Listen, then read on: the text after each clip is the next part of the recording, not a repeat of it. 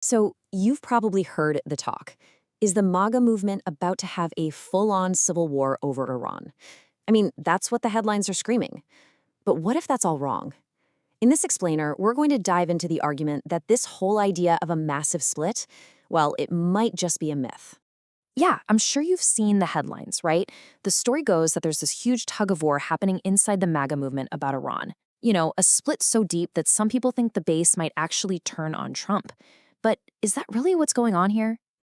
And look, the voices leading this supposed rebellion, there's some big names, right? We're talking about people like Steve Bannon, Tucker Carlson, and their argument is actually pretty straightforward. A war with Iran, they say, just goes against the very core of what MAGA is supposed to be about. Okay, so let's really dig into this whole MAGA civil war idea. At the very heart of it is this powerful concept, this credo of no more optional wars. And you can see where that comes from, right? It's born out of decades of frustration with these long, really costly wars in Iraq and Afghanistan. So for the people who are pushing back, another conflict, this time with Iran, feels like a total betrayal of that promise. So the picture we're being painted is one of like a full-blown rebellion, a movement literally turning on its leader. But here's the kicker. What if that picture is just completely, totally wrong? All right, so that's the narrative, the story we're being told. But let's talk about the data. What do the numbers actually say? Because once you start looking at the polling, that whole story of a MAGA civil war, it really starts to crumble. I mean, forget a split. We're talking about polling that shows when you ask people who call themselves MAGA voters, support for taking action against Iran is huge. We're talking over 90%. That's not a civil war. That is a massive consensus. And just to put that 90+% number into perspective for you, it's not just high. It's actually higher than Trump's overall approval rating among all Republicans, which is already pretty sky high. Honestly, that's a level of unity within a party base that you just didn't see much with presidents like Biden or Obama. So this begs a really important question, right? If the base is so against optional wars, then why on earth do 90% of them support this one? Well, the answer seems to be that they don't really see this as a war, at least not like the wars of the past. It's being framed as a totally new kind of conflict.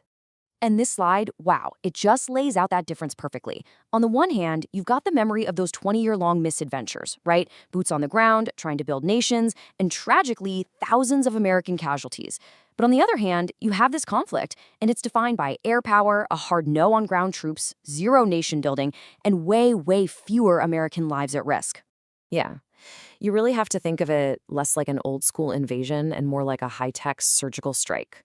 The goal here isn't to occupy territory. It's to, well, decapitate the leadership.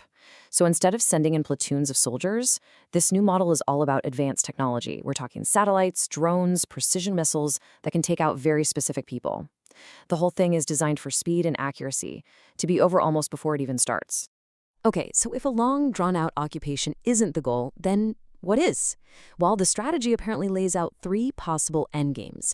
And the most important thing to notice is what's completely missing from every single one of them: nation building. So you've got 3 potential paths here. Path number 1, the ideal scenario. A brand new government gets formed by dissidents and expatriates. Path number 2, the more pragmatic option. A new leader rises up from inside the current regime. And then there's path number 3, the fallback plan. Just destroy Iran's military and nuclear capabilities to get rid of the threat, or, to use the phrase from the source, just mow the lawn, and then you're out. So, a fast, high-tech conflict with a very clear exit strategy. You have to ask yourself, why this specific design? Well, the argument is that the answer has way less to do with foreign policy and a whole lot more to do with politics back home. Specifically, the midterm elections. And this is where the timeline becomes everything. It's absolutely critical. The goal, as it's laid out, is to have a short, decisive conflict, claim a win, and then, and this is the key part, quickly pivot the entire national conversation back to the economy long before anyone even thinks about heading to the polls for the midterms. And this is what brings us right back to that incredible 90% support number. See, the whole strategy is built to avoid all the usual things that make people turn against a war. Gas prices aren't shooting up, your wallet doesn't feel threatened, and there's no nagging fear that we're getting bogged down in another forever war. So for the average person, it feels like a conflict with basically no immediate downside. So when you boil it all down, the strategy seems pretty clear, right? Step 1, get a quick foreign policy win.